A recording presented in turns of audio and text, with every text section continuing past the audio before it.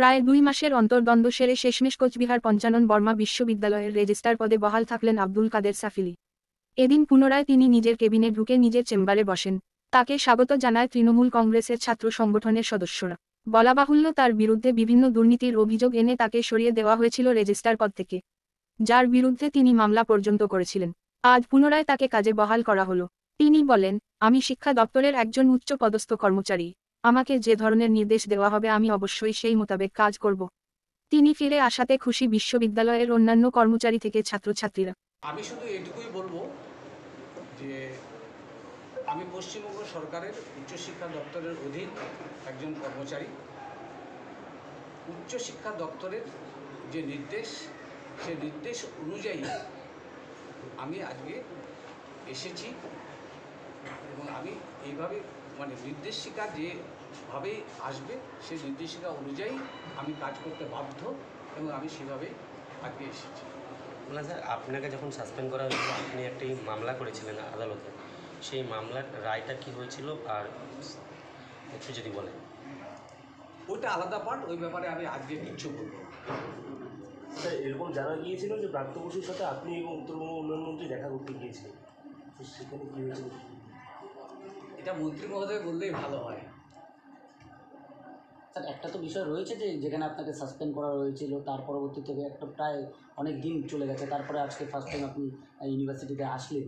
তো কী বলবেন, কী কারণে আপনাকে সাসপেন্ড করা হয়েছিল, কতটা যুক্তি, যে অভিযোগ আর কি অভিযোগ তোলা হয়েছিল বেশি? আমি এগুলোর ব্যাপারে আজকে কথা বলবো না, আমি অন্যদিন কথা বলবো। আমাকে আজকে একটু, আমি তো আজকে প্রায় 2 মাস পরে এলাম, ফলে আপনারা আমাকে একটু সময় দিন, আমি যথাসময়ে সমস্ত কিছুই বলবো। একটা ভিসির কথা ধরেই বলছি যে ভিসি একটা প্রায় 15-16 দিন আগে একটা বিষয় দিয়েছিলেন, যেটা যে কোর্ট নাকি স্টে অর্ডার দিয়েছিল এই যে মামলাটা আপনি করেছিলেন, সেই ক্ষেত্রে আপনি নাকি ইউনিভার্সিটি ক্যাম্পাসের ভিতরেই আসতে পারেন না। সেই জায়গায় দাঁড়িয়ে আজকে আপনি ইউনিভার্সিটিতে এলেন, নিজের দায়িত্ব নিলেন হায়ার এডুকেশনের অনুমতি অনুযায়ী। তো কি এই বিষয়টা কী বলবেন? আমি তো বললাম যে আমি উচ্চশিক্ষা দপ্তরের কর্মী, সে অনুযায়ী আমি কাজ করছি। এখন থেকে কি রেগুলার আসবেন? বিশেষ আমার উপরে সেইভাবেই নির্দেশিকা আছে। স্যার, একটা তো বিষয় যেখানে ভিসি এবং আপনি একজন রেজিস্ট্রার, দুজনেই একজন একটা ইউনিভার্সিটির একদম উচ্চ পদস্থ জায়গায় রয়েছেন। এই দুজনের মধ্যে একটা মতবিরোধ দেখা যাচ্ছে যে সাধারণ ছাত্রছাত্রীদের কতটা সমস্যার সম্মুখীন হবে।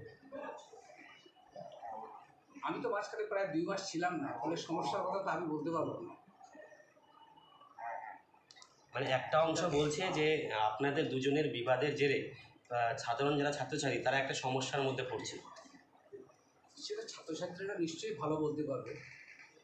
স্যার, প্রশাসনিক কাজও তো অনেকভাবে ব্যাহত হয়েছে, মানে অ্যাক্টিং রেজিস্ট্রার যেহেতু ছিল। সেটা আমি কি বলবো,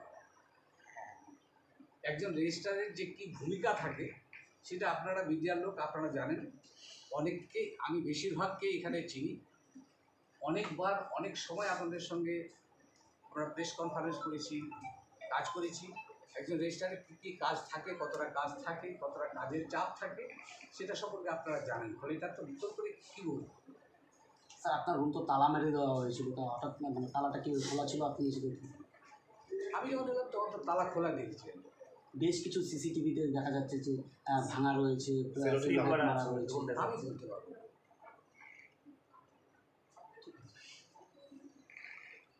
অ্যাকচুয়ালি বিষয়টা হচ্ছে আমাদের হায়ার এডুকেশন ডিপার্টমেন্ট থেকে অর্ডার এসেছে, এর আগের বারও এসেছে এবং কালকেও এসেছে, ঠিক আছে।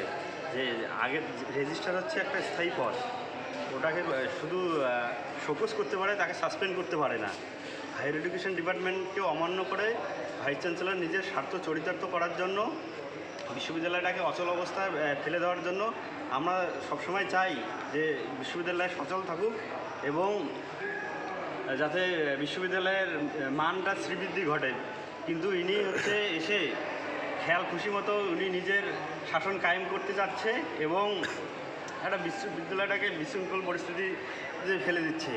আমরা শুভবুদ্ধি সম্পন্ন ছাত্রছাত্রীরা কখনোই চাচ্ছি না যে বিশ্ববিদ্যালয়টা অচল হোক বা বিশ্ববিদ্যালয়টা, আমরা এখানে যারা গরিব ছেলেমেয়েরা এখানে পড়ি তারা চাই না যে বিশ্ববিদ্যালয়টা কখনো বন্ধ হয়ে যাক। তার জন্য আমরা হায়ার এডুকেশন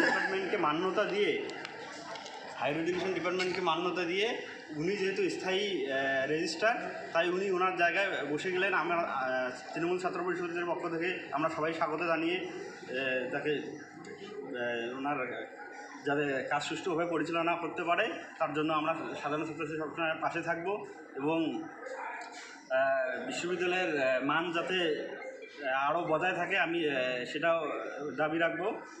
এই করে আমরা রেজিস্ট্রার স্যারকে বলে আসলাম যে আমরা সবসময় ছাত্রছাত্রীদের পাশে আছি, কোনো সমস্যা হবে না। সকালবেলা এসে দেখা গেল কতগুলো সিসিটিভি ক্যামেরা যেগুলো বন্ধ বা কিছু ভাঙাও আছে, এই বিষয়টা নিয়ে কী বলবো?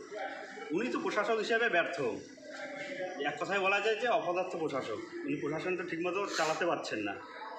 উনি হচ্ছে ছাত্রছাত্রীকে প্রকাশ্য ইলেকশনের আগে হুমকি দিত যে আমরা তো ক্ষমতায় আসতেছি, উনি কি এরকম বিজেপির ক্যাডারের মতো এখানে এসে প্রচার করছে সেটা তো আমাদের অজানা নেই। আমাদেরকে প্রকাশ্য ভাষায় আমাদের কাছে ফুটেজ আছে, হুমকি দিয়েছে যে যদি আগে আমরা রেজাল্টটা দেখে আসি তারপর স্টুডেন্ট আমরা এখানে পড়তে এসেছি, আমরা তো কোনো রাজনীতি করতে আসিনি। উনি প্রকাশ্য দিবালোকে হুমকি দিচ্ছেন যে রেজাল্টের পর তোরা পড়তে পারবি না, ঢুকতে পারবি না, এরকম। কে দিচ্ছে এটা? এটা ভাইস চ্যান্সেলর এর আগে দিয়েছিল। যেহেতু আমরা তৃণমূল ছাত্র পরিষদের পক্ষ থেকে আছি, সংগঠনটা করি, দেখি। তোমার নাম? আমাদের কাছে হায়ার এডুকেশনের অর্ডার আছে যে রেজিস্ট্রার স্যার ভিতরে আজকে ঢুকলো, এটা ভুল কথা। রেজিস্ট্রার স্যার এতদিন বন্ধ ছিল বলে আসতে পারেনি। রেজিস্ট্রার স্যারের রুম আগের মতনই খোলাই ছিল। মাঝখানে বিজেপির মদক দেওয়া ভিসি ভোটের আগে উনি উনার নিজের ইচ্ছা মতন নিজের স্বার্থ চরিতার্থের কারণে সে তার রুমে তালা লাগিয়ে দিয়েছিল এবং আমরা আজকে বন্ধ খুলেছে, কালকেও বন্ধ ছিল। আমরা আজকে সকালে এসে দেখি যে রেজিস্ট্রার স্যারের রুম খোলা আছে এবং রেজিস্ট্রার স্যার এসে সে তার নিজের ইচ্ছা মতন রুমে ঢুকে বসে অ্যাডমিনিস্ট্রেটর চালাচ্ছে।